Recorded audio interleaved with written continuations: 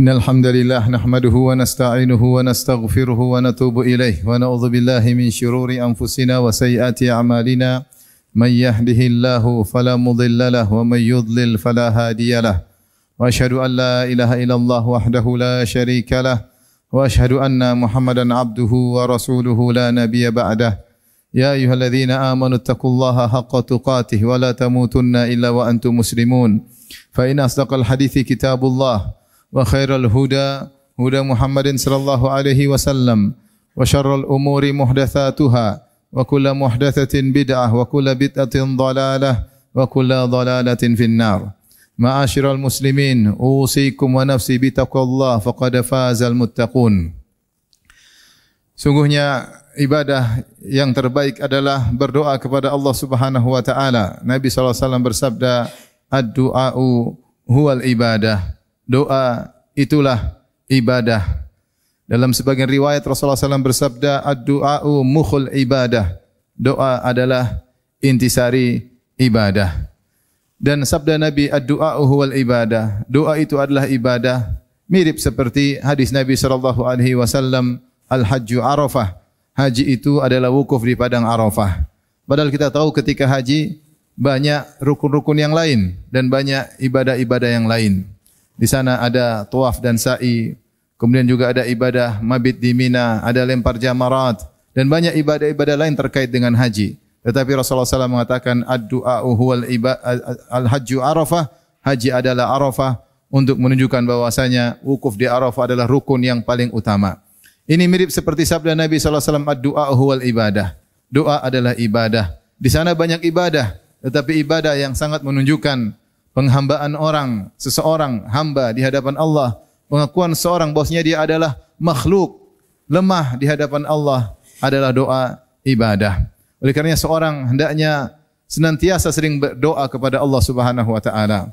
Pada kesempatan yang bahagia ini saya ingin menyampaikan tentang di antara tawasul yang disyariatkan agar doa seorang dikabulkan oleh Allah Subhanahu wa taala adalah at-tawassulu bil hal, yaitu bertawassul dengan menjelaskan kerendahan, kehinaan seorang yang berdoa di hadapan Allah Subhanahu wa taala, dengan mengeluhkan kepada Allah penderitaan yang sedang dia alami. Allah Subhanahu wa taala berfirman, "Ud'u rabbakum tadarruan wa khufyah." Berdoalah kalian kepada Rabb kalian tadarruan, yaitu dengan menghinakan diri, dengan tadallul, dengan merendahkan diri, wa khufyah, dan dengan suara yang lirih. Maka di antara adab dalam berdoa adalah seorang berdoa dengan menunjukkan kerendahannya, kehinaannya dan kebutuhannya kepada Allah Subhanahu wa taala. Dan ini telah dicontohkan oleh para anbiya, ketika mereka berdoa maka mereka mencurhatkan kesulitan mereka kepada Allah Subhanahu wa taala. Seperti dicontohkan oleh Nabi Zakaria alaihissalam, dia berkata, "Rabbi inni wahanal azmu minni washta'ala ar-ra'su shayba wa lam akum bidu'aika rabbi syaqiyya. Wa inni khiftul mawaliya min wara'i wa kanat imraati 'aqira fahab li min ladunka waliya." Ya Rabbku, sungguhnya aku sudah sangat tua, tulangku sudah lemah, rambutku sudah putih semuanya. Dan sungguhnya istriku dalam kondisi aqir, yaitu mandul. Kemudian banyak orang-orang yang harus diurusin sementara aku sudah tua. Maka aku berharap ada penggantiku yang bisa melanjutkan dakwahku kepada Bani Israel. Di sini Zakaria memohon kepada Allah dengan menunjukkan kelemahannya, kebutuhannya kepada seorang anak, karena dia sudah tua, istrinya dalam kondisi mandul, tidak mungkin punya anak. Kemudian juga Bani Israel membutuhkan seorang untuk mendakwahi mereka. Dia khawatir kalau dia meninggal maka tidak ada yang meneruskan dakwahnya, maka dia pun minta kepada Allah untuk mendapatkan anak. Maka ini contoh bahwasanya Nabi Zakaria berdoa sambil menyebutkan kekurangan-kekurangannya. Dalam ayat yang lain dia berdoa, Rabbi la tadharni fardan wa anta khairul warithin. Ya Allah, jangan kau biarkan aku sendirian. Itu jangan sampai aku meninggal tidak ada penerusku yang meneruskan dakwahku kepada Bani Israel. Di antaranya seperti Nabi Ayub, ketika dia berdoa juga dia mengeluhkan tentang kesusahannya. Allah berfirman, wa ayyuba idh nada rabbahu anni massani ad-dhurru wa anta arhamur rahimin. Dan Nabi Ayub ketika dia berdoa kepada Rabbnya, dia berkata, ya Rabbku, sungguhnya aku ditimpa dengan penderitaan dan engkau adalah zat yang paling maha penyayang. Dalam ayat yang lain dia berdoa, anni masaniya syaitanu binusbin wa adzab. Ya Rabbku, sungguhnya aku telah diganggu oleh syaitan sehingga aku dijadikan letih dan juga mendapat siksaan ya dari syaitan. Maka dia mengeluh kepada Allah Subhanahu wa taala. Demikian juga Nabi Musa alaihissalam ketika berdoa dia mengatakan Rabbi inni lima anzalta ilayya min khairin faqir. Ya Rabbku, sungguhnya aku sangat fakir dengan kebaikan darimu. Dia menunjukkan kefakirannya untuk minta kepada Allah Subhanahu wa taala. Demikian juga Nabi Ibrahim alaihissalam ketika mendoakan anak-anaknya, beliau berkata, "Inni askantu min dzurriyyati biwadin ghairi dzi zar'in 'inda baitikal muharram, Rabbana liyuqimus shalah, faj'al af'idatan minan nasi tahwi ilaihim warzuqhum minats thamarati la'allahum yashkurun." Dia berkata, "Ya Rabbku, sungguhnya aku meletakkan anakku di sini, di kota Mekah, di lembah yang tidak ada tumbuhan di situ." Maka dia mohon kepada Allah, dia mengatakan, bagaimana siapa yang bisa mengurusi anakku kecuali Engkau ya Allah? Maka dia mengatakan, faj'al af'idatan minan nasi tahwi ilaihim, jadikanlah hati-hati manusia condong kepada mereka, warzuqhum minats thamarat, dan berilah rezeki kepada mereka berupa buah-buahan agar mereka bersyukur kepada Engkau ya Rabb. Kemudian juga di antara bentuk tawassul bil hal, berdoa kepada Allah dengan bertawassul menyebutkan kekurangan diri adalah bertawassul dengan pengakuan diri telah melakukan dosa-dosa. Ini juga dilakukan oleh para nabi. Contohnya seperti Nabi Yunus alaihissalam, fanada fi dhulumati alla ilaha illa anta subhanaka inni kuntu minadh dhalimin.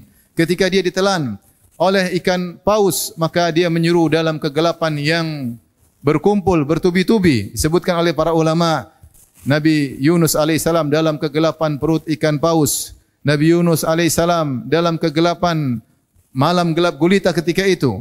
Kemudian Nabi Yunus alaihissalam dalam kegelapan lautan. Dan ada yang menambahkan Nabi Yunus dalam kegelapan awan yang lagi gelap ketika itu. Maka dia berdoa dengan berkata, La ilaha illa anta. Tidak ada yang berhak disembah kecuali Engkau ya Allah. Inni kuntu minadh dhalimin. Sungguhnya aku telah melakukan kesalahan. Maka Allah pun mengabulkan doanya. Demikian juga Nabi Sulaiman alaihissalam. Ketika dia berdoa dia mengatakan Rabbi ghufirli wa habli min ladunka wa habli mulkan la yanbaghi li ahadin min ba'di innaka antal wahhab. Dia berkata, ya Rabbku, aku mohon ampun kepada Engkau dan anugerahkanlah kepadaku kerajaan yang tidak pantas bagi seorang pun setelahku, sungguhnya Engkau adalah pemberi anugerah. Ini contoh doa dengan mengakui kesalahan-kesalahan seperti yang diajarkan oleh Nabi sallallahu alaihi wasallam ketika seorang berdoa dalam doa istiftah, wa taraftu bi dzambi. Ya Allah, aku mengakui dosa-dosaku. Maka seorang ketika berdoa, dia beristighfar, mengakui kesalahan-kesalahannya, mengakui dosa-dosanya, maka semoga Allah mengabulkan doanya. Di antaranya juga adalah berdoa kepada Allah Subhanahu wa taala ya, dengan menyebutkan kekurangan diri ya, menyebutkan kekurangan diri, menyebutkan kehinaan diri sebagaimana tadi yang telah dicontohkan oleh para nabi alaihi wassalatu wassalam. Maka dengan seorang mengakui kekurangan dirinya, kerendahan dirinya, maka dia mengakui sungguhnya dia adalah makhluk dan Allah adalah sang pencipta. Sehingga dia tidak bisa berbuat apa-apa. Demikian juga dicontohkan oleh Nabi Yusuf alaihissalam. Dia mengeluhkan tentang ketidakmampuan keimanannya, bahwasanya imannya belum tentu kuat. Maka dia berdoa kepada Allah Subhanahu wa taala ya. Kepada Allah ketika dia digoda oleh para wanita, dia mengatakan Rabbis sijnu ahabbu ilayya mimma yad'unani ilaih. Ya Rabbku, aku lebih suka di penjara daripada memenuhi rayuan mereka. Wa illa tasrif anni kaidahunna asbu ilaihinna wa aku minal jahilin. Kalau engkau tidak memalingkan aku dari mereka, maka aku akan condong kepada mereka. Dan aku termasuk orang-orang jahil, yaitu orang-orang yang melakukan dosa. Di sini Nabi Yusuf alaihissalam mengeluhkan kepada Allah tentang imannya yang belum tentu kuat jika digoda terus. Maka dia berkata, kalau kau tidak palingkan aku dari mereka ya Allah, tentu aku akan condong kepada mereka. Demikian juga Nabi Ibrahim alaihissalam ketika berdoa kepada Allah, khawatir terjerumus dalam kesyirikan. Dia berdoa, ya Rabbi ja'al hadzal balada amina wajnubni wa baniya an na'budal asnam. Rabbi innahunna adlalna katsiran minan nas. Ya Rabbku, jauhkanlah aku dan anak keturunanku dari perbuatan syirik, dari penyembahan berhala. Kemudian Nabi Ibrahim berkata, Rabbi innahunna adlalna katsiran minan nas. Sungguhnya mereka, para berhala, telah banyak menyesatkan manusia. Betapa banyak orang terjerumus dalam kesyirikan. Yaitu Nabi Ibrahim tidak merasa aman dengan iman yang dia miliki. Maka dia bertawakal kepada Allah Subhanahu wa taala, jangan sampai terjerumus dalam kesyirikan. Maka inilah di antara bentuk-bentuk seorang ketika berdoa, bertawasul dengan menyebutkan kekurangannya, memohon kepada Allah Subhanahu wa taala. Dengan demikian semoga Allah mudah mengabulkan doanya karena dia mengakui kehinaannya, kerendahannya, ya, ketidakmampuannya di hadapan Rabbul Alamin. Aqulu qouli hadza astaghfirullah li wa lakum wa lisal muslimin kulli dhanbin khati'ah fastaghfiruhu innahu huwal ghafurur rahim. Ihsanih wa syukru lahu ala taufiqihi wa amtinanihi wa asyhadu an la ilaha illallah wahdahu la syarika lahu ta'ziman li sya'nihi wa asyhadu anna Muhammadan abduhu wa rasuluhu da'ila ridwanihi. Allahumma salli alaihi wa ala alihi wa ashabihi wa ikhwanihi. Demikian juga diriwayatkan dari Nabi sallallahu alaihi wasallam ketika beliau diusir dari kota Taif dan dihinakan oleh penduduk kota Taif. Maka beliau berdoa kepada Allah dengan doanya yang masyhur.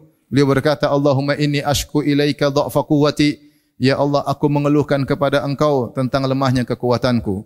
Wa qillata hilati, dan sedikitnya kemampuanku. Wa hawani 'alan nas, dan aku keluhkan kepada Engkau bagaimana hinanya aku di hadapan para manusia. Ya Arhamar Rahimin, wahai Zat yang Maha Penyayang, ila man takiluni, kepada siapakah Engkau akan serahkan diriku?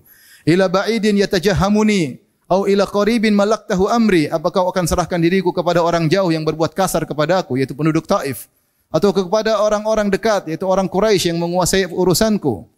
Illam yakun laka alayya ghadabun fala ubali, akan tapi jika Engkau tidak murka kepadaku maka aku tidak peduli. Ghairu anna afiyataka awsa'uli, hanya saja aku lebih suka untuk mendapatkan afiah darimu. A'udzu bi nuri wajhikal ladzi asyraqat lahu dhulumat, aku berlindung dengan cahaya wajahmu yang menjadikan kegelapan terang.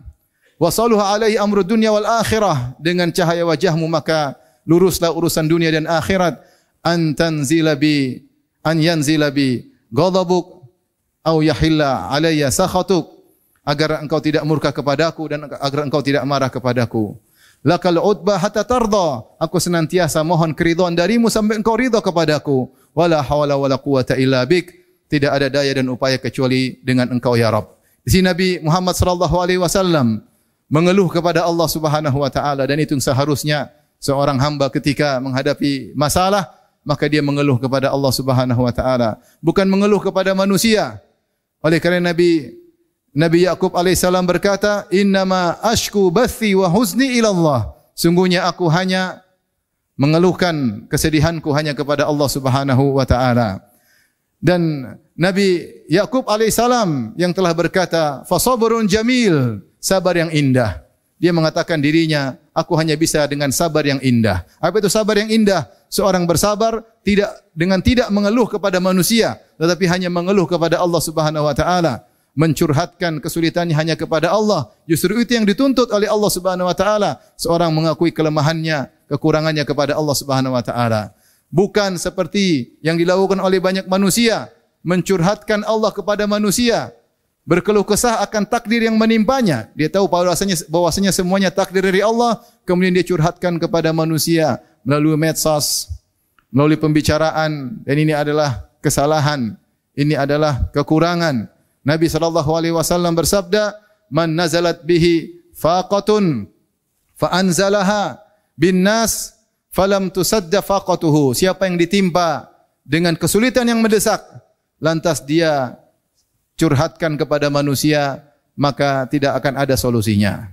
Wa man nazalat bihi faqah, dan siapa yang mengalami kesulitan yang mendesak, fa anzalaha billah, maka dia curhatkan kepada Allah Subhanahu wa taala, yushik an yarzuqahullahu birizqin ajilin aw ajil, maka sebentar lagi Allah akan memberikan solusi baginya, cepat atau lambat.